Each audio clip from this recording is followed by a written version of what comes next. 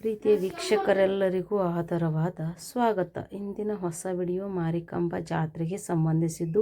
ಇದು 2026ನೆಯ ಕರ್ನಾಟಕದ ಅತಿ ದೊಡ್ಡ ಸುಂದರವಾದ ಜಾತ್ರೆಯ ಸ್ವಲ್ಪ ವಿಡಿಯೋಗಳು ಅಥವಾ ಇಮೇಜಸ್ಗಳಿದೆ. ಇದು ಕೊನೆಯ ದಿನದ ವಿಡಿಯೋ ಆಗಿರುತ್ತದೆ. ಮಾರಿಕಾಂಬಾ ದೇವಿ ಗದ್ದಿಗೆಯನ್ನು ಬಿಟ್ಟು ವನಕ್ಕೆ ತೆರಳುವ ಸಂಬಂಧಿಸಿದ ವಿಡಿಯೋಗಳು, ಸುಂದರವಾದ ಇಮೇಜ್ಗಳು ನಿಮಗಾಗಿ. ಇದು ಹಾರ್ಟ್ ಟಚಿಂಗ್ ವಿಡಿಯೋ, ತುಂಬ ಕಷ್ಟದ ವಿಡಿಯೋ ಆಗಿರುತ್ತದೆ.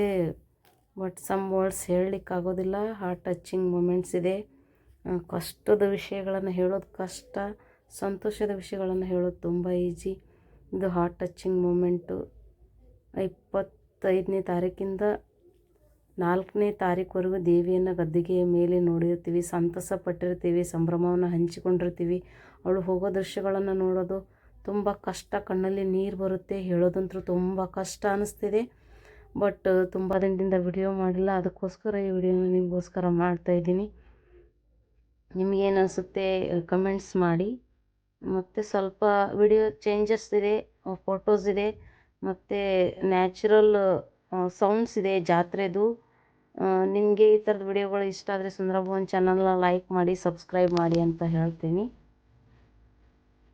ತುಂಬ ವಿಶೇಷವಾದ ಕ್ಷಣಗಳನ್ನು ಲೈಫಲ್ಲಿ ಕಳೆದಿದ್ದೀವಿ ನಾವು ಜಾತ್ರೆಯಲ್ಲಿ ಫ್ಯಾಮ್ಲಿ ಜೊತೆ.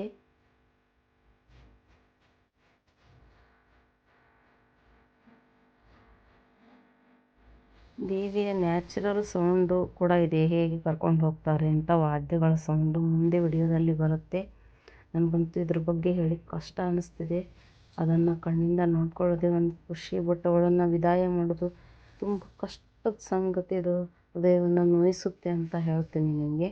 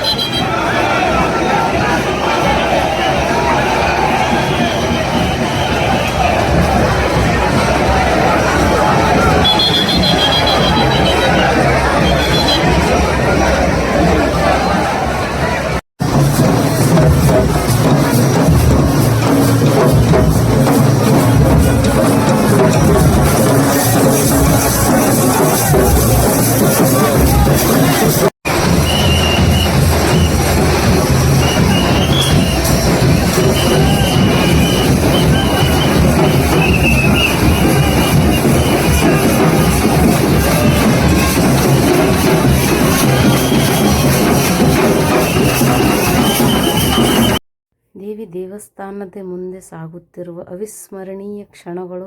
ಇಂಥ ವಿಷಯಗಳನ್ನು ಎಕ್ಸ್ಪ್ರೆಸ್ ಮಾಡಲಿಕ್ಕೆ ತುಂಬ ಕಷ್ಟ ಅನಿಸುತ್ತೆ.